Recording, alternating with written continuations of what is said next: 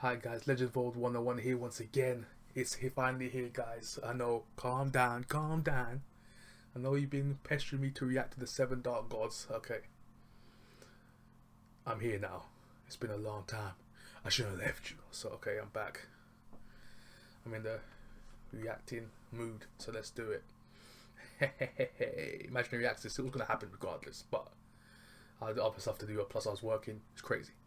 But let's get into this show.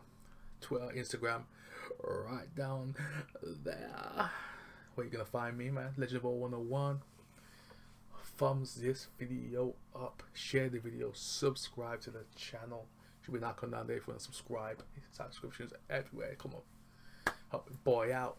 Press that notification bell so I'm in your inbox all day, every day. And put the comments in the comment section down below, man. I want support, bro. Let's do it. Interaction. So yes, let's get into this show. Let's do it. Seven Dark Gods, Imaginary Axis. I'm ready. Put my headphones in. Ooh, let's go.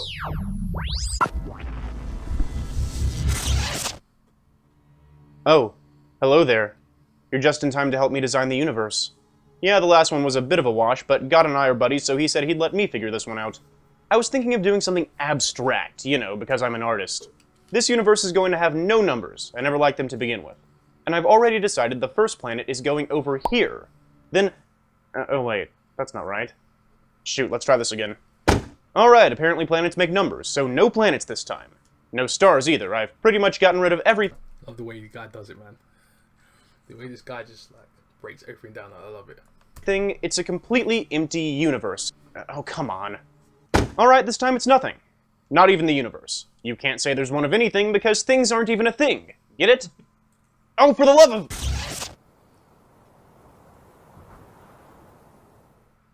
Hello, I'm Tyler, this is the Imaginary Axis, and today I learned that numbers are really hard to get rid of. Well, kind of. They're the product of logic, coherence, reality, which is, in and of itself, very hard to get rid of. And if you can't get rid of reality, then you can't get rid of its opposite either. Dream. They're two sides of the same coin.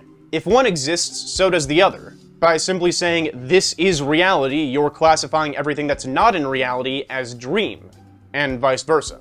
Making a reality without dream is hard, because making a reality without reality is hard.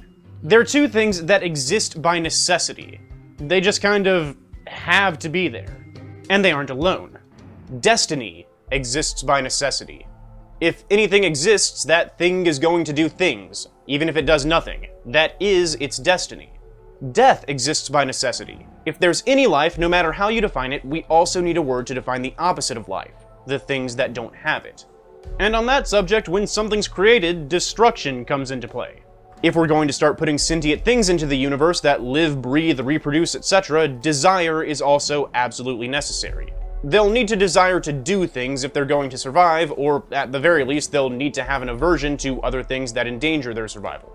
Despair. And should these creatures ever get wise enough to reason and think and develop their own lucidity, we're going to need delirium.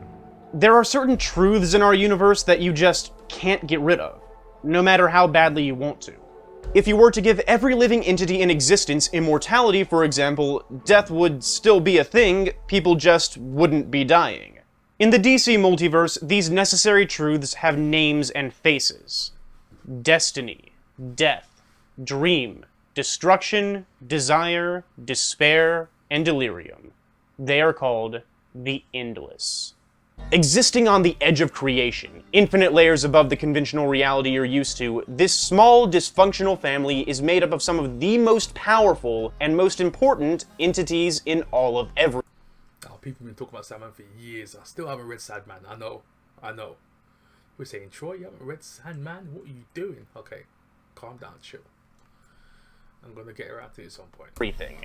You might think it's impressive that the true forms of the new gods can dwarf the multiverse in size. Or Dr. Manhattan can keep timelines from collapsing by barely paying attention. Or fifth-dimensional imps seem omnipotent to anybody in our lower reality. But to the Endless, these beings are all tiny, dimensionless specks. I could probably go on about their powers and abilities like I usually do when discussing characters on this show, but their names really say it all, don't they? This is not the god of dreams, this is Dream. He's where most gods come from. I think what's more interesting is exactly how endless the endless are. Like, consider if you were omnipotent and wanted to kill one of them. I mean, sure, you might be able to kill one aspect of them, one point of view of an endless concept. That alone would cause realities to fall, spin, and shatter across time and existence, but said point of view would just be replaced with a new one. How can you kill the personification of an action? Or an idea that exists by necessity? You could say, I'm omnipotent, I do whatever I want, so there, destiny doesn't exist anymore, even though destiny is still totally a thing. But does that really work? Some people think so, but others don't. The truth is, philosophers don't completely understand how omnipotence works, even theoretically. They argue about it like physicists argue about quantum mechanics. Omnipotence might mean the power to do anything, but things that don't make sense might not classify as things. To quote C.S. Lewis, if you choose to say God can give a creature free will and at the same time withhold free will from it, you have not succeeded in saying anything about God. Meaningless combinations of words do not suddenly acquire meaning simply because we prefix to them the two words, God can. Nonsense remains nonsense, even when we talk about God. So the endless are so endless that even God might not be able to get rid of them. But it gets crazier. The endless are so endless that they exist everywhere. Why? Because it's necessary. Lucifer Morningstar once left to design his own creation separate from DC, and the endless cropped up over there too.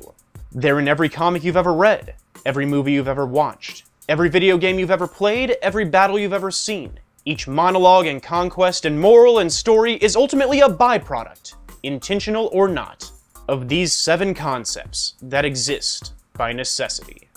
Go ahead, try to think of a hero who doesn't have a destiny. Try to think of a villain who has no desire.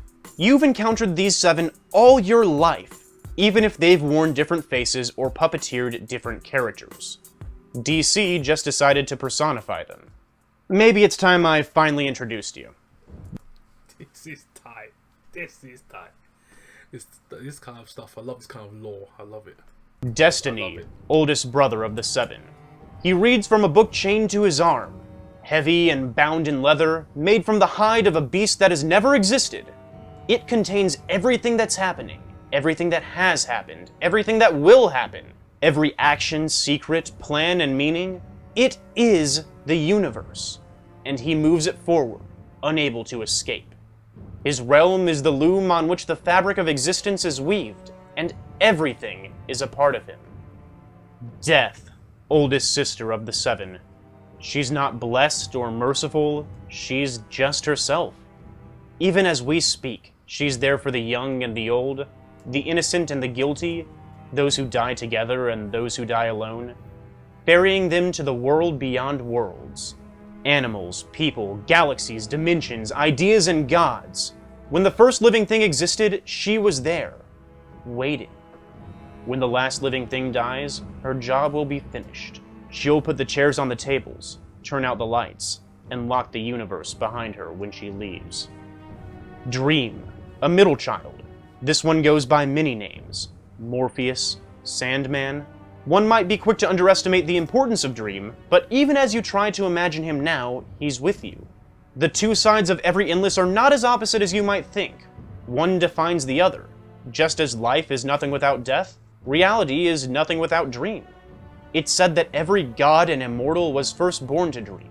They walk among the waking world for a time, and when they get old, they return to dream to die. Destruction, the prodigal and perhaps the youngest brother. Not long after Death and Dream entered the world, destruction became necessary as well. This endless is no doubt the hardest to find, as he abandoned his duties many eons ago, to let his realm continue in chaos. Desire. You'll have to forgive my visuals. None of these pictures will ever do Desire justice, since to see her, or him, is to love him, or her, passionately, painfully, and to the exclusion of all else. To the point it risks driving most people mad. Never a possession, always the possessor. Desire is everything you've ever wanted. Whoever you are, whatever you are, everything. Despair formed when it became clear that some desires could not be met. She's Desire's twin, quiet and patient. It's said that scattered throughout her domain are a multitude of tiny windows hanging in the void, Each window looks into a different scene, being, in our world, a mirror or reflection. Sometimes you'll look into a mirror and feel the eyes of despair upon you. Feel her hook catch and snag your heart. Then we have Delirium, youngest sister and a curious one. Many, many eons ago she was Delight, but something happened to reshape her. Delight is no more. If you think you've experienced it, it's only been a mild form of delirium. But the chaos of delirium makes possible the Order of Lucidity. She's the reason that we have reason and unreason. Said to know things that even Destiny doesn't know, her realm is close and can be visited, but mortal minds can't comprehend it. Who knows what Delirium sees through her mismatched eyes? Having such influence over creation, it can be said that these 7 are responsible for every story you've ever heard. So the stories about them are stories about how stories are born. The Endless are at best ideas cloaked in the semblance of flesh. Patterns, repeating motifs. The Endless are wave functions. Wait, what's a wave function again? Probably doesn't matter. The stories that you read and watch appear to be adventures about characters making choices that cause certain outcomes, but it's really the Endless making choices that cause characters to make choices that cause certain outcomes. Bruce Wayne would not have become Batman if death didn't take his parents. Where would Lex Luthor be if he didn't desire fame and power? Superman saved the world, the universe, the multiverse, and stood as a symbol of hope. Because despair convinced Krypton's star to create life on an unstable planet and manipulate the events so one life form would escape. We're so used to thinking of these things as if we control them, just because they're abstract concepts. But what if it's the other way around? What if they're the ones making the decisions? If you asked most people, they'd say nonsense. Ideas can't think, feel, or make choices. They don't have any agency. But they are agency. Maybe they aren't self-aware like you and I are, but does being self-aware really prove you're in charge of anything? If you had your entire memory wiped of this day and started back over from the beginning with every single condition exactly the same as it was last time, would you still do everything you did today in the exact same order and manner you did this time? And if the answer is yes, then doesn't that just mean the entire universe was always going to play out the way it's played out up until this point, including every decision you've ever made, because ultimately everything is just caused by different subatomic particles bonding and unbonding, ramming into each other and dispersing? I mean, if you're given a physics exam and you're told to determine how far a ball would bounce given certain conditions, assuming you're given absolutely every important factor, you could determine exactly where that ball is going to land with 100% accuracy every single time. So if I went back to the beginning of time with knowledge of how every subatomic particle was going to move and what the implications were, could I predict exactly what you were going to do today 14 billion years in advance, almost as if you weren't making any decisions at all, but instead your actions are the result of your life being acted upon by subatomic particles behaving in very specific ways?